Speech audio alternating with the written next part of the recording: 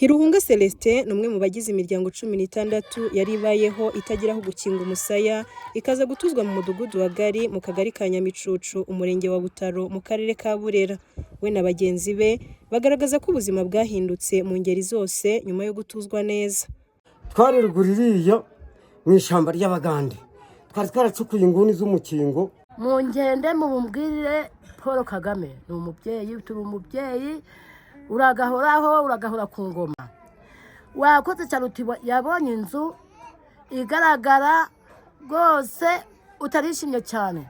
Nari ntuye ahantu habi mbese mbengamiwe, abana banje bagwara amavunja mbese barabonabona, ariko umubyeyi Kagame yararebye ati abana banje rwose bararenganye, Kagame mbona mpaye inzu. Imibereho myiza y'abatuye akagari ka Nyamicucu kanahana imbibi n'igihugu cya Uganda banayishingira ku kuba barubakiwe ivuriro rito ryo ku rwego rwa kabiri, ibyatumye bacukubira no kujya gushaka serivisi z'ubuvuzi mu gihugu cy'abaturanyi. Atujya kwivuriza mu Buganda twaturiho nabi, kuri ubu turiho neza, mwayituzaniye hano ku Mubari, ubu kwivuza nta n'ikibazo gihari.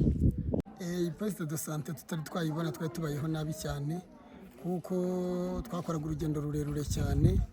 Twavaga aha ngaha twerekeza hariya hepfo ku isoko ry'Ibutaro, n'ibitaro biri ibyo twerekezagaho, ariko imbogamizi zari zihari cyane. Habagaho guheka urugendo rurerure cyane, ababyeyi bamwe bakabyarira mu nzira. Hariho n'imbogamizi z'uko bamwe bageragayo batagikize bagapfira mu nzira. Ibikorwa biteza imbere imibereho myiza y'abatuye Nyamicucu ndetse no mu yindi mirenge ikora ku mupaka, Mukamana Sorina umuyobozi w'akarere ka Burera avuga ko ari cyo bashyize imbere nk'akarere. N'ubundi abaturage bacu batuye uriya mudugudu mwabonye watujweho, bano baturage bacu bagizweho ingaruka n'ibiza, nta kibazo bazagira kikerekeranye n'ubuzima, yaba ari ukwivuza, serivisi zose zikenewe bazazihabonera.